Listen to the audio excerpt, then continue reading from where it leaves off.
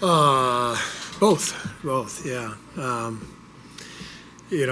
didn't. It wasn't our best stuff, clearly, but we couldn't make a shot. 9 for 38.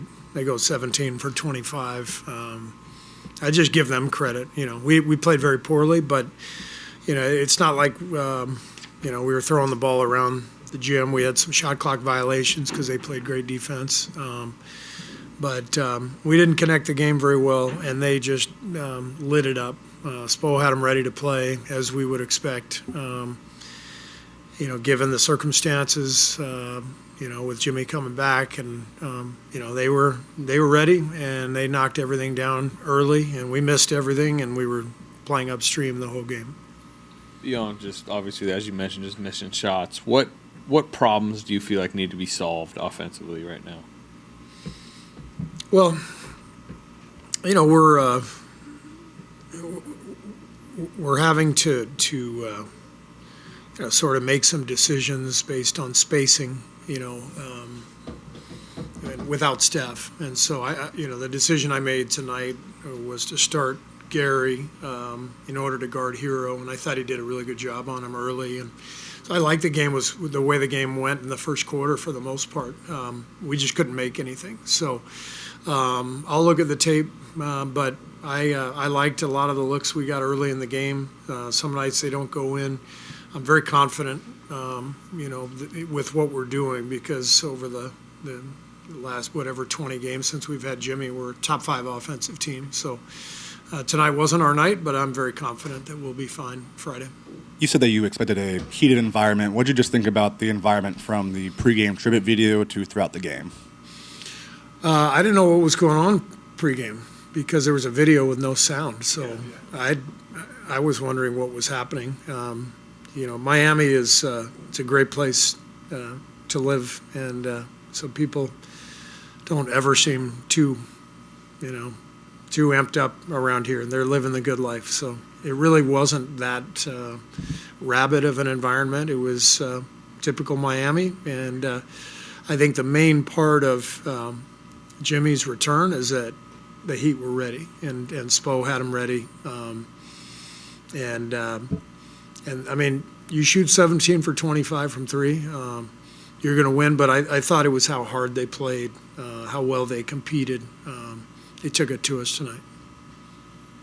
Well, what were some things that they did defensively that disrupted what you wanted to do on offense? Well, they've got Bam down there, who's an all-world defender, and I thought he controlled much of the game. But again, I thought early in the game we had 5 or 6 wide-open threes, and so we were actually getting decent shots. I thought the first part of the second quarter was a key part of the game. We love that lineup that we put out there with Quentin, Draymond, Jimmy. We're down 6 at the end of the quarter when they made I think they made a couple shots late to extend it to 6. But I thought we could make a push right there with Draymond and Jimmy on the floor together with Quentin. And I think the opposite happened. I think they pushed it to 12 immediately, and we weren't able to kind of capture the momentum of the game. Steve, how much nightly angst do you have after a game, scoreboard watching, with where you guys sit? Nightly angst? Yeah, if any. This is the NBA, man. It's we all have angst. All 30 of us, we have angst. But angst is a good thing. We're living. We are in the fight, and we got 10 games to go, and I can't wait. I think Friday's the biggest game of the year for us. We've lost 2 games in a row. Very poor performances. It's time, and we gotta bounce back, and that's what good teams do, and I'm confident that we'll do that. How do you think Jimmy handled this whole scene? I thought Jimmy handled it great. He was very poised out there. He never seemed too emotional about it. He was talking to the guys on the bench, trying to talk them through, what we were trying to accomplish.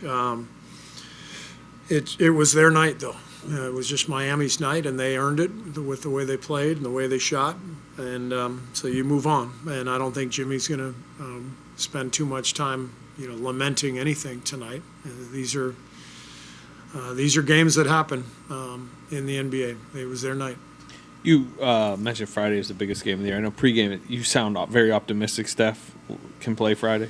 I hope so, but he's got. We got a couple of days for him to heal, to continue to heal. So I'd be surprised if he didn't play, but it's day to day. So we will list him as questionable for a reason. He is questionable, but he's been trending upward. So I'm hopeful that he'll play. Almost entire week here in Miami. The stays that you have done here for 5-6 days in Miami is something that maybe can drive the team to be relaxing today. And how important is to have time with the players when you are so close to the postseason, to work physically. Yeah, I mean, this game, again, this was not about us being in Miami for a few days. This game was about the Heat shooting 17 for 25 and playing great defense and competing. So, I think the world of Spo, he's one of the great coaches in any sport. A game like this, he's going to have them ready. He always does, but they wanted this one badly. They took it to us. It has nothing to do with us being in Miami for a few days. It has to do with the fact that they just completely outplayed and outcoached us, and we got to be ready for Friday. Thanks. Cool.